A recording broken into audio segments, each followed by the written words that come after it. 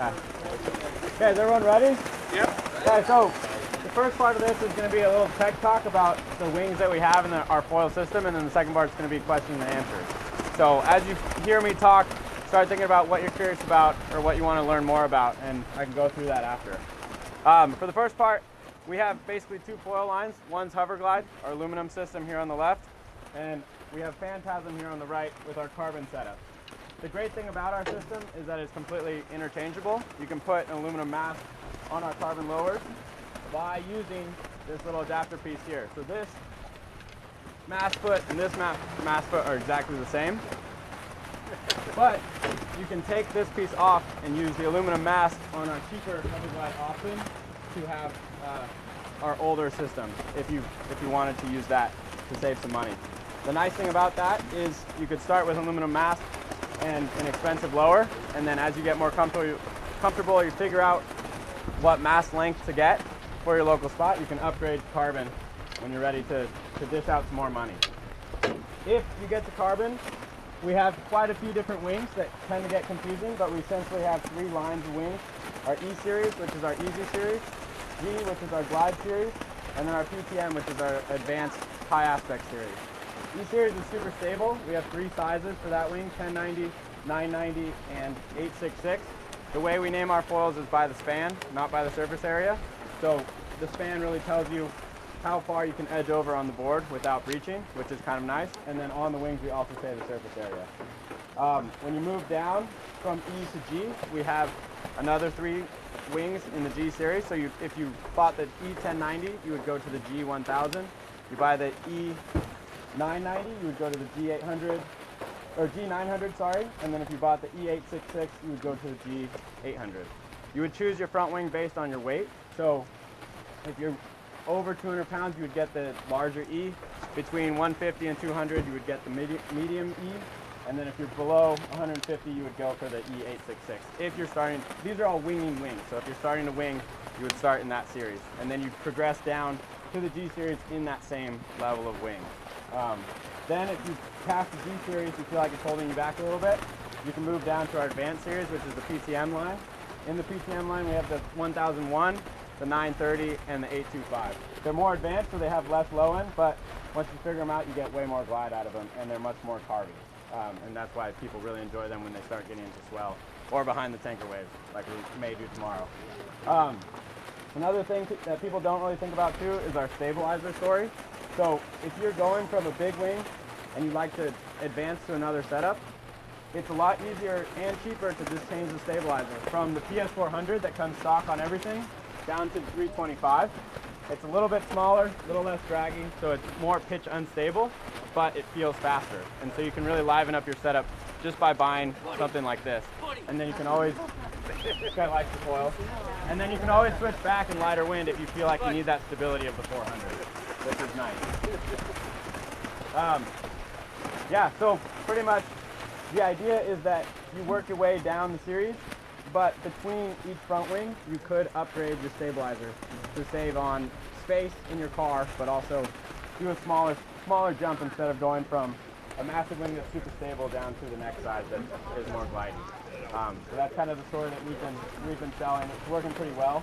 I always tend to use the 325 just because I like pitch instability, which is front to back, like changing your height. Then you have yaw, which is like spinning out your fins on a surfboard. And then you have roll, which is like a plane rolling from side to side. So you can really tailor your type of riding through stabilizers too. This one has wingtips, so it doesn't have a lot of yaw because they act as fins. And less torque, so it's more pitch unstable. And there's also less profile on this wing, so it cuts through the water a lot better. These two wings have similar roll stability. The front wings really change the roll in our Phantasm line. Yeah. So the E-wing, you can see by its shape here, the wingtips go up, so it focuses the lift in the center, so it likes to ride very upright. For a beginner that's riding upright with the wing down low. Then as you get down to G, you see there's more camber, so it's more able to roll from side to side. And then as you get to the PTM, there's even more and a higher span, so it really likes to transfer from rail to rail. So that's how you kind of change your roll too, if you want to be riding more on rail. The E-Series doesn't ride on rail that well because we designed it for the beginner. That's upright, trying to stay as stable as possible with the wing down in front of them. Yeah. Any other questions about the Phantasm line or the Hoverglide line? Is weight the only factor between wing size, or does it have to do with like wind speed when people are wing foiling? When you go from E to G, or? Well, yeah, and just in general. So if you have a high wind spot, but the guy's 200 pounds plus. Yeah, I mean this is just kind of like a place to start if somebody's asking about wing sizes. We have 3 in each line, so you kind of, if they're on the heavier side, you start them on the bigger series, or not the bigger series, but the bigger wing. Yeah, generally, unless they have foil experience. Yeah, but the bigger the wing, the easier it is to get up in lighter wing. I think a lot of people upgrade, or they downsize and upgrade too quickly. Yeah. And it like totally. Yeah, so that's why just doing the stabilizer, you still have the stability that you know in your front wing, and you just change a little bit on the tail. So it's easier to figure that out, and then you can change back to the old stabilizer, but a new front wing, so you get the stability, but you have a new pitch or roll instability as well. Can you explain the Phantasm carbon mass V1 versus V1.1? You might know more about that than I do. Yeah. I don't know, has it changed at all? Is there a V1.1? It's a complete different layout. The V1 is not as stiff as the V1.1. And also, the 1.1 comes with the cover, comes with mountain hardware, it's stiffer. It's just a different layout of the construction. We did find it wasn't as stiff, so you weren't getting that direct feedback from the foil. So we did some modifications to it. Did you do any modifications to the wide? Sorry? The wide series, did you change it out for those, or is that the same? No, I don't think. Right, I don't think it did. The wide is so wide, Right. it's stiff. Yes. It is so stiff. But when you start narrowing it down to a narrower line. I've seen the difference between the V1 and 1.1. Yep. And I've got the W, but I have the old W. I just wondered if there's any. No, it's so, the wide is so stiff. It's the stiffest you're going to get. And that's how we make a 125. Yeah. Because of the width and the stiffness of it. We did that in the V1 build-up and kept it narrow. It wouldn't have worked. So we had to make some changes. And that came with over time of learning and getting people on them. And our R&D never stops. It's a constant thing that is constantly going. If we come across something that we think can be improved, it's going to get improved. There's the answer. Yeah. Any other questions? They don't just have to be about the foil line, it can be about anything. Even ways of riding and such. Anybody's curious. Tuning, yeah.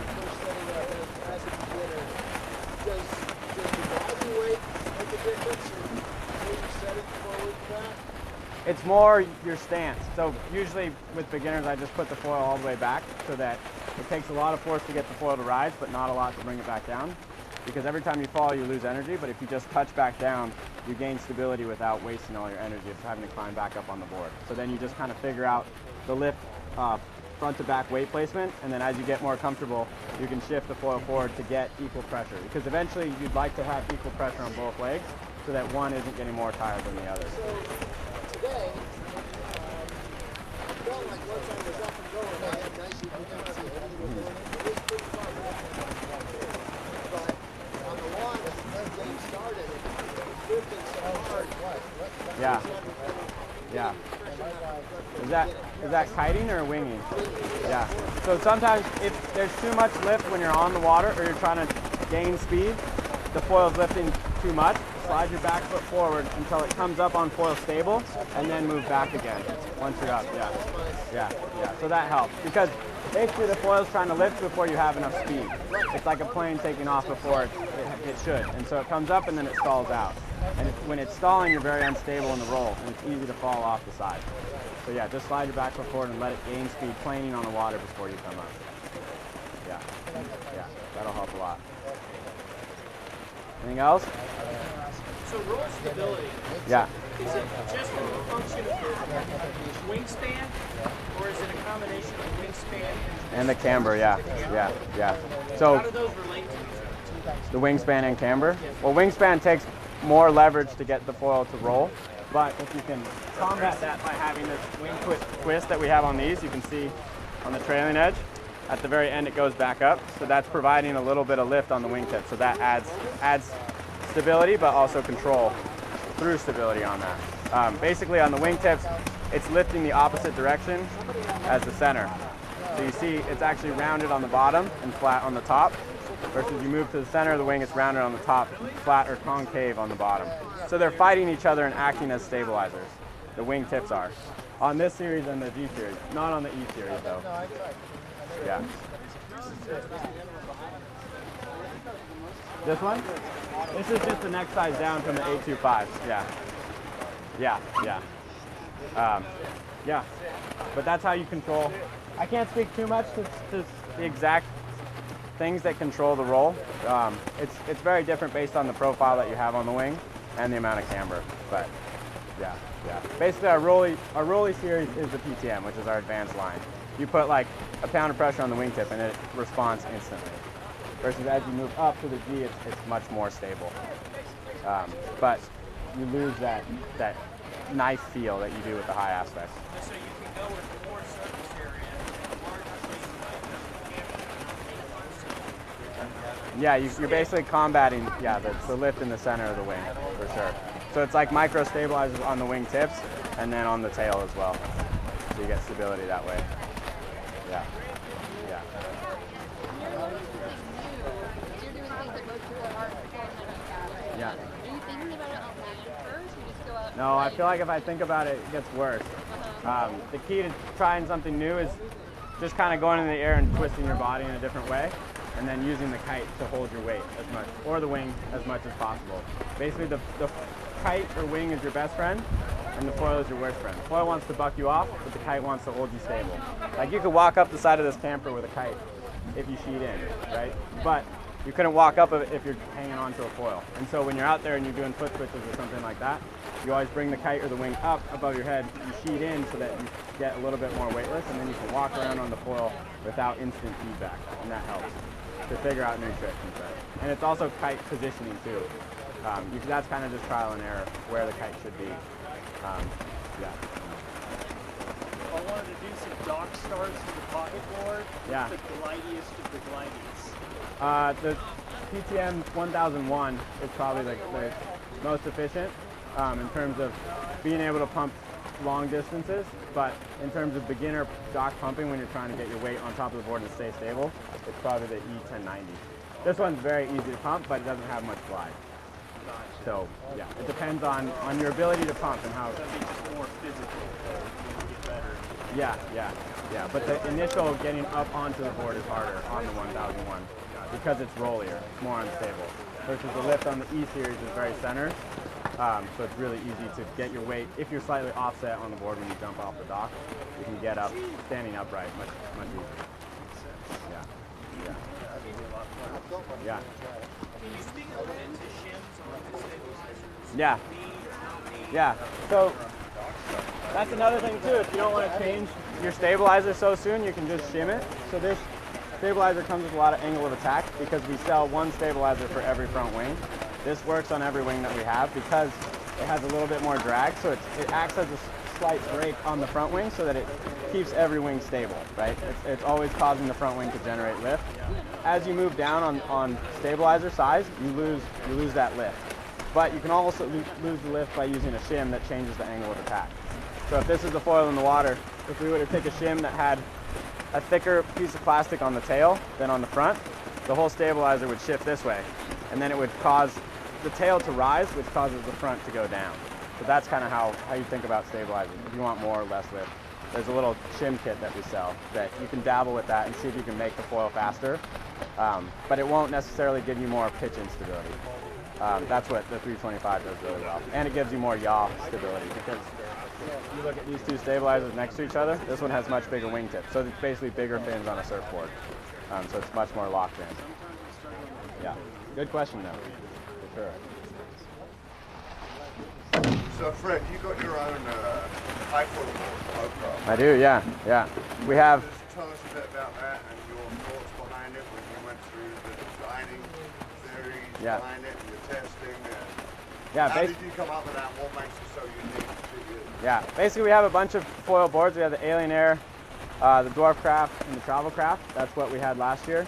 And then they asked me to basically design my ideal foil board. And after riding the Dwarf Craft for like 6 years, I noticed that I really like stiffness in a board because that's direct response feel. It's like riding on a hardtail uphill versus a full suspension mountain bike. Your power going into the foil is much more direct when you have a stiffer board. There's less flex, and so when you push on your toe, there's much more response to the pressure that you engage there. And so we made it a little bit thicker, added a bunch of stringers, and then made it a carbon layup. That's how we got the stiffness. And then I also noticed that when you touch down, you want volume in the nose to bounce the nose of the board back up. But if you have volume in the tail as well, then when you touch down, it sticks to the water.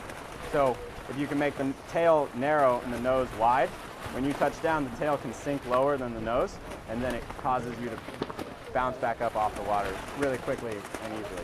So we call that the max nose volume. The other thing was there's a lot of inserts. Like if we were to flip that board over, there's probably 40 inserts on there. That gets really confusing. Where do you put your straps? We did that because it's more beginner oriented, and so it's supposed to service a larger range of people. On the Hovercraft, there's much less inserts. I think there's only 12. And so I basically tell people where to put their feet, and it works 98% of the time. But doesn't work for maybe 2% of the people that ride a very odd setup that's way too big, or they have an understabilized foil with a tiny stabilizer. But yeah, so basically stiffness, touchdown ability, and then also just overall swing weight is minimal because the board is a little bit shorter at 103. But you don't feel that you lose out on the ability to touch down and switch your feet on the water because of the larger nose. So basically, I touch down often when I'm trying new tricks, and you don't want the board to go underneath the water. And that happens a lot with smaller boards that are closer to 90 centimeters. So that was the idea behind that bigger nose. Yeah, it's a fun board. I got one if anyone wants to try one. I really enjoy it. It's hard. That 125. Yeah, that, I don't know. I tried it once, and there's a lot of leverage when you start going from side to side. It's a long walk out there. Yeah, it'd be a pretty long walk, too. Yeah, yeah, yeah, He'll be out there. yeah. Yeah, definitely. Any other questions? Sweet. Well, if you guys think of any or too shy to say right now, I'm walking around all weekend, so just let me know. We'll give it a chat. Yeah. If you guys are interested in any Phantasm gear or Slingshot gear in general, give us a call at 281-508-6485 or check us out online at HoustonKiteboarding.com. Appreciate you guys watching. Hopefully this video was helpful to you. We'll see you guys out on the water.